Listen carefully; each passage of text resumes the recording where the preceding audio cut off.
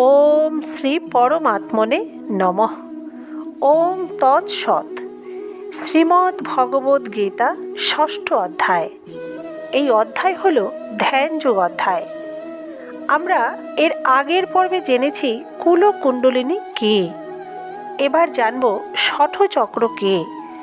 কুলকুণ্ডলিনীর অন্তর্গত থাকে 6টি চক্র। এই 6টি চক্রকে ষঠচক্র বলে। এই চক্রগুলি শরীরের এক একটি শক্তি কেন্দ্র। এগুলি প্রাণবন্ত ও জ্যোতির্ময়। এই ষঠচক্রের প্রথম হল মূলাধার। এটি দেখতে হোম কুণ্ডের মতো। মূলাধার হল পৃথিবী স্বরূপ। এটি পায়ু মূল হতে 2 আঙুল ওপরে এবং উপস্থল মূল হতে 2 আঙুল নিচে অবস্থিত। এটি মূল কুণ্ডলিনী শক্তির আধার, তাই একে মূলাধার বলে। এখানে সংস্কার সমষ্টি এবং চেষ্টা শক্তির অবশিষ্ট অংশ সঞ্চিত থাকে। ওই মূলাধারে ত্রিকোণ মণ্ডল জাগ্রত হলে দিব্য শক্তি সকল ঊর্ধ্বগামী হয়। মূলাধার হতে 2 আঙুল ওপরে কোমরের কাছে অবস্থিত থাকে দ্বিতীয় চক্রটি, যার নাম হল স্বাধিষ্ঠান। এটি জল স্বরূপ। এর পরের চক্রটি হল মণিপুর চক্র। এটি নাভিমূলে অবস্থিত। অগ্নি বা তেজ স্বরূপ হল এই চক্রটি। চতুর্থ চক্রটি হল অনাহত চক্র। এর অবস্থান হৃদয়ের কাছে। এটি বায়ু স্বরূপ। এটি ধারণা এবং ধ্যানের উপযুক্ত স্থান। পঞ্চম চক্রটি থাকে কণ্ঠে। নাম হল বিশুদ্ধ চক্র। বিশুদ্ধ চক্র আকাশ স্বরূপ। এর পরের চক্রটি হলো গুরুত্বপূর্ণ। এটি 2 ভ্রুয়ের মধ্যস্থানে থাকে। এর নাম আজ্ঞা চক্র। এটি অগ্নি শিখাসম আলোকিত। ইড়া, পিঙ্গলা ও সুষুম্না এই 3 নারী ঊর্ধ্বমুখী হয়ে এখানে এসে সঙ্গম প্রাপ্ত হয়েছে। এটি দিব্য দৃষ্টির স্থান। সর্বশেষ চক্রটির নাম হল সহস্রার চক্র। এটি মস্তিষ্কের ব্রহ্মরন্ধ্রের ওপর অবস্থিত। এটি অঙ্গুষ্ঠ আকারের, সূর্যের মতো প্রকাশিত হয়। প্রমাণ, বিপর্যয়, বিকল্প, নিদ্রা, স্মৃতি প্রভৃতি সমস্ত বৃত্তিগুলির এখানে নিরোধ হয়। বৃত্তিগুলি নিরোধ হলে সমাধি হয়। এটি হলো চিত্তের স্থান। জ্ঞানের যে প্রকাশ, এতে তার প্রভাব পড়ে না, প্রতিবিম্ব পড়ে। এই চিত্ত হল কারণ শরীর।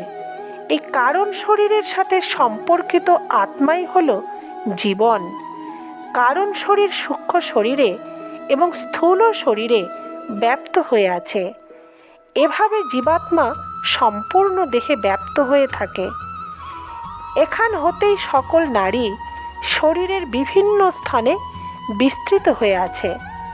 শরীরের আভ্যন্তরীণ ক্রিয়াকলাপগুলিও এই স্থান হতেই সঞ্চালিত হয়। ভগবান বলেছেন, আধ্যাত্মিক যোগ সাধনায় এটি জানতেই হবে। আমাদের শরীরের মেরুদণ্ডের বাম দিকে ইড়া এবং ডান দিকে পিঙ্গলা এবং মধ্যস্থান দিয়ে সুষুম্না নামক 3টি মুখ্য নাড়ি প্রবাহিত হয়েছে। ইড়া হলো সূর্য এবং পিঙ্গলা হলো চন্দ্র।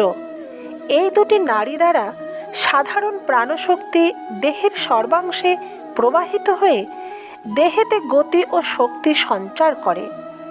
অবশিষ্ট শক্তি মেরুদণ্ডের অর্থাৎ সুষুম্নার অন্তর্গত বিভিন্ন চক্রে বা স্নায়ুকেন্দ্রে সঞ্চিত থাকে।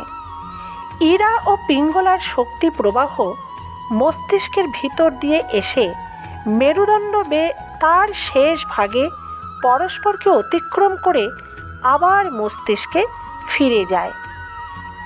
এই নাড়িগুলি বিভিন্ন চক্রে শক্তি সঞ্চয় করায়। সুষুম্না একটি অতি সূক্ষ্ম জ্যোতির্ময় ও প্রাণময় সূক্ষ্মাকার পথ। সুষুম্না নাড়ি ইড়া ও পিঙ্গলার মধ্য দিয়ে প্রবাহিত হয়। যোগীদের মতে সুষুম্না নাড়ির 2 প্রান্তে 2টি পদ্ম থাকে।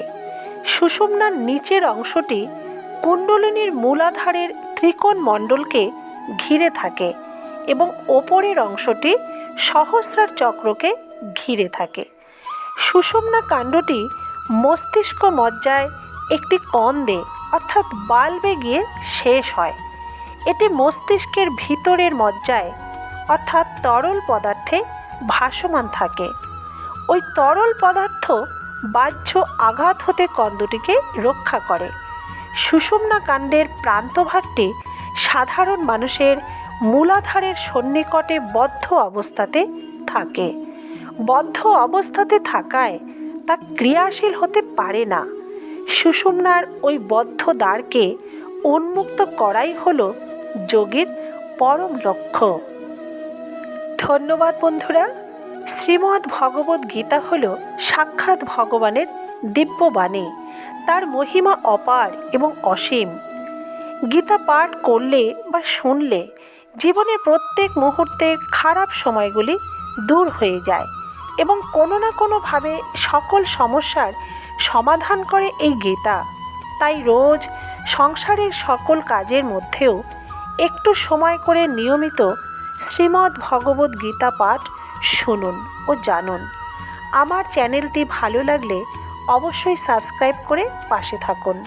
ভালো থাকবেন, সুস্থ থাকবেন।